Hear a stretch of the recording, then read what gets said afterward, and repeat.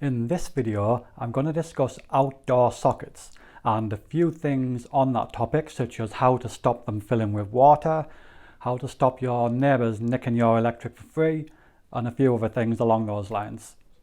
Now, outdoor sockets, you've probably seen them, but if not, they're not the same as your indoor sockets. They've got a lid on the front, normally which seals tightly, or there's a rubber seal around them, that sort of thing.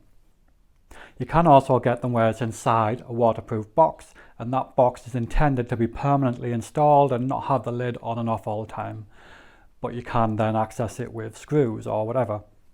There's a number of reasons that people have outdoor sockets. It might be the Christmas lights and decorations, it might be some other effect lights, or just using the lawnmowers and things like that outside in the garden. But one of the main things that I get to look at when there's faults happening is that water gets inside of them. So it's not just about how they are wired up, but how well they are sealed as well, what position they're put on. So if it's somewhere that's very open and it's going to get dripping from a ceiling above sort of thing, a ledge above, it's not a good place to put it. You might have somewhere that's got a bit more protection to help. You might not put it on such a rough part of the brick where it's going to trickle in the back. You want it sealed up anyway, but preventing that by putting it on a flatter surface does help. Even whether it's got drainage in it on the bottom or not, or whether it relies on another mechanism, it depends on the type of socket you fit. Or even just how the wires are routed, because I've seen them where the cables are routed on the bottom of it, and so the water forms there and it seeps into that over time and damages the cable.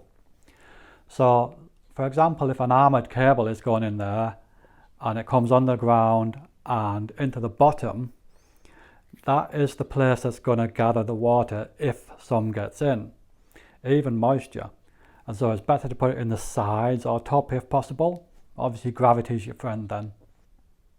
The other thing with outdoor sockets is that lid is meant to be closed to make sure that it's properly watertight. So once you put a plug in, then you close the lid and that keeps it all good. If you've got the lid open, as you can imagine, especially if you go inside and it starts to rain, whether it's effect lights or whatever, and it starts to rain and bouncing into there, heavy rain, then that's going to cause you a problem. That lid should be shut all the time. That becomes an issue when you use that outdoor socket for a transformer type of plug. So it's a big rectangular plug that needs to get in there and you can't get the lid down. So what can you do in that case? Well, earlier I mentioned about putting a socket within a waterproof enclosure. That would be the best scenario in that case. The next thing is the security of that and whether Mr. Jones next door is going to come along and plug his stuff into your socket and use up all your electricity. So what you do there is most of them, I mentioned last time about the lid closing. So most of the lids, if you get the right ones, have a little mechanism on the bottom where you can put a padlock on. You can also have it switched from inside so that you switch it on. It's only on when you switch it on from inside.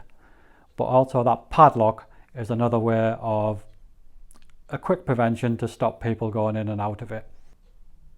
You can get them in both single and double, and it's better to get a switched one so that you can switch it on and off if you need to.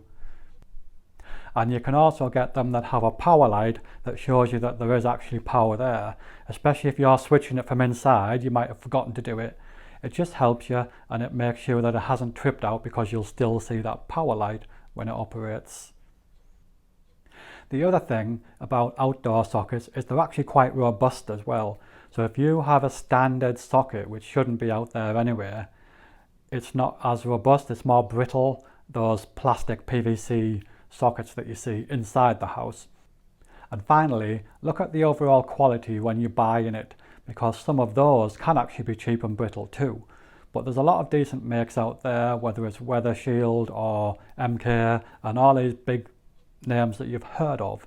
If you haven't heard of one, just have a look in the box first, see what you think it's going to be like. And that's that short video done. If you like it, give me a like. If you've got any comments, put them below and I'll answer your questions.